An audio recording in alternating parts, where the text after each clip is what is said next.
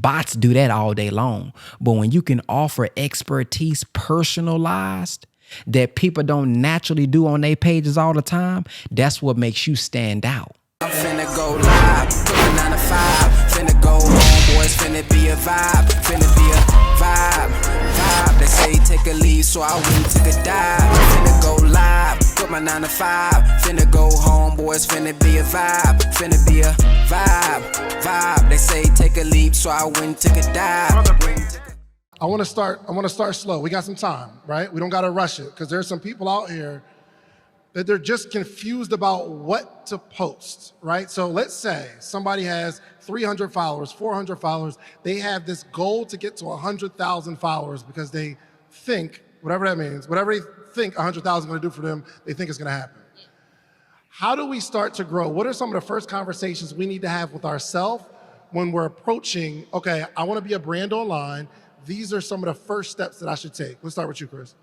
All right, y'all ready? So we're going to see what they say. We're gonna hear out the advice that they give, and then I'm going to add my piece.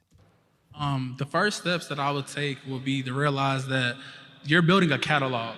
When you first get on social media and you don't have a following, you want to get as much bingeable content on your platform as possible. So let's say you wanted to get a six-pack and you went to the gym and you did a one sit-up.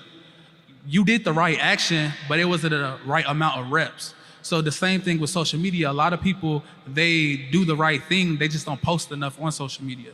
And then once you start to post, I like an 80-20 split. So 80% evergreen content that lasts forever and that is timeless. And then 20% current events. With those current events, articles that you could get them on Wall Street Journal, Barron's, you could get them on Bloomberg. It should be very inside of your niche. You don't want to go and expand too quickly. You want to stay and niche down because there's riches and niches. And then you would see a lot of traction coming from those news posts. But how do you know how to niche down? I mean, like, explain. Okay, so let me answer the first one. His first question was about if somebody wants to get to 100,000 followers, what's the first thing that they do? I think if I was to answer that, the first thing you need to do is what value do you want to bring to the marketplace? What problem do you want to solve? Because now we just going to reverse engineer.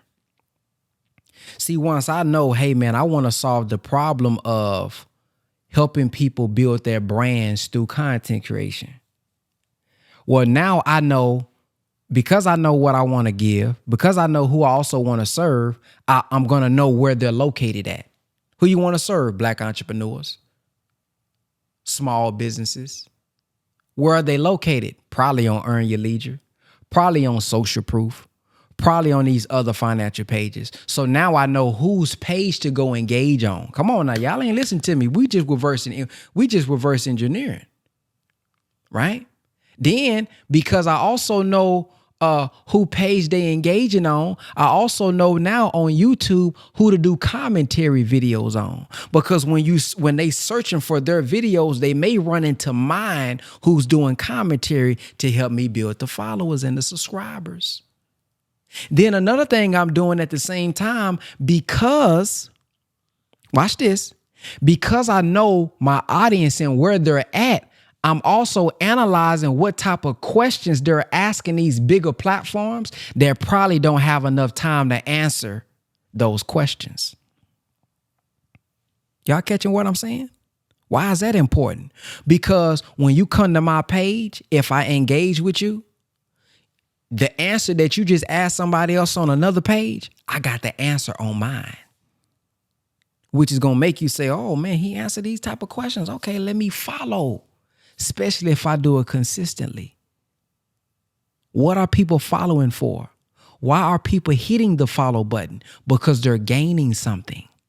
They're getting something out of it. So the first step, man, is determining what value you want to bring and who you want to bring it to so that you can do those things I just said. And then we're just going to reverse engineer that process. These people who I see got established businesses, I'm DMing you.